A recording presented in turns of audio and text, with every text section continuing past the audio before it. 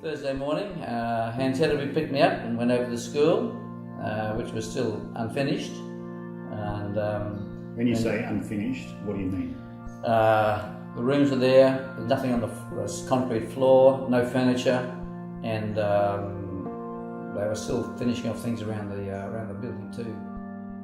It was a 2-acre block with rusty barbed wire fence around it. Grass was about up to your knees in most places. Sand on the embankments. A most unhospitable educational facility. He then took me to see Renika Plug, my colleague. So, and then we went back on Saturday morning. I was still working then too. And we got the forms and tables from the church in Perth for our forms, not chairs, forms for our school beginning. We were all learning from the seat of our pants. They'd never started a Christian school before, but they had very strong convictions that was what had to have. They had to have a Christian school for their kids. The covenant of God's grace extends to children too, and they stood on those convictions very strongly, which is something, hopefully in God's providence, that remains forever. You were at school at the time of the moon landing? Yes. Yeah. How did the school follow that? Well, we were all started off on a normal day's work. Then along came Mr. Mayring with the television, plugging it in. Yes. He said, "Come on, everybody. This is too big a day for you to be wasting time learning other things. You're going to watch history happen." Yes. And he set it all up, and we sat down and waited. For the landing to happen. And how long would the kids have been sitting there waiting? They'd been sitting there all day, but they didn't mind. Yeah. They didn't mind. It was a day it was a different day, an exciting day. It's a memorable day. Memorable day. So Rehoboth followed that as well. Followed that closely.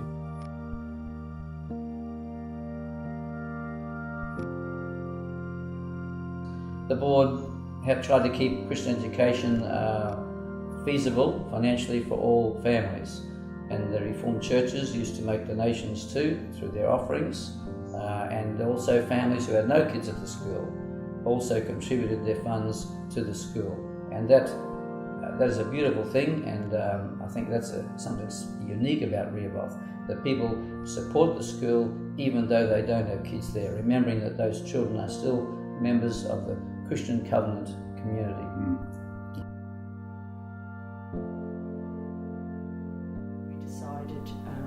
We would join the association at Wilson, and then we had a little school bus going, so we used to, as mothers, we took turns at driving the bus, and we'd take the kids to Wilson, and we took kids to a school in Bentley for the high school. We didn't have, that was a little bit later on, and I can't remember whereabouts it was exactly, but somewhere in Bentley we had to drop the kids off.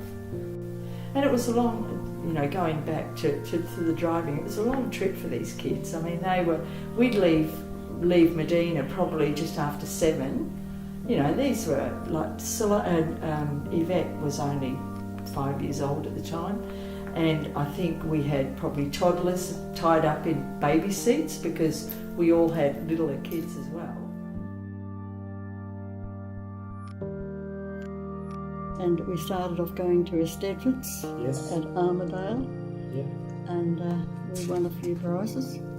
And then, we made the record. That record was made at Channel 7 Studios.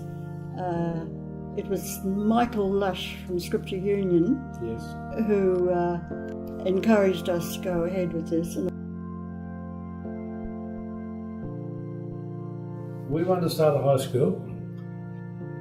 We had a meeting from all of the members. We needed the money and we needed a high school. So we asked everybody to give 1 week's wages to buy the block of land. And I said, it's not going to happen. The people are battling, it's not going to happen. After a month, we got double 1 week's wages for most people. There was a lot of people with a bit of money, and when they could see the primary school stage A, you had to start the high school to be able to continue with it. So the money just came there. So that was a real blessing. It was an answer to prayer. And so, okay, the money was important, but without the spirit of Christianity going through it, the money didn't really mean anything. Yeah, they did it for a particular reason. The school was at a certain level, I guess, and how do we grow it? And one of the questions that arose was, what about preschools? Because that was now an issue that other schools were getting involved in, and it started to make us question, well, what is Christian education, first of all?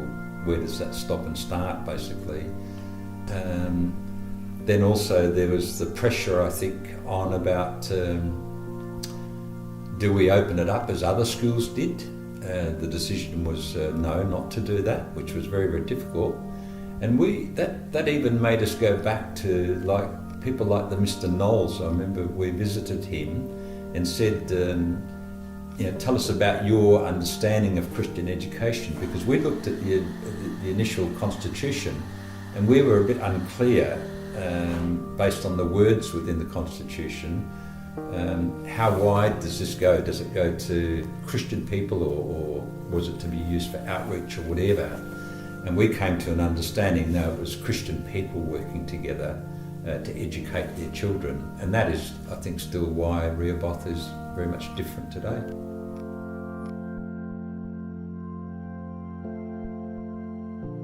All of life has to be under the lordship of Jesus Christ. And the three most important areas of life that influences a child is the home, the church and the school. They could tick the home, they could tick the church, but they couldn't tick the school when they came to Australia.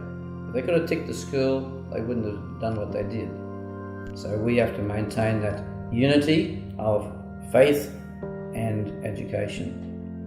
And the more we can do that, the better we can. Of course, we also must cultivate the Christian life in the children, behaviour, attitudes, and I think that's something that we can see has grown beautifully at Rehoboth School too.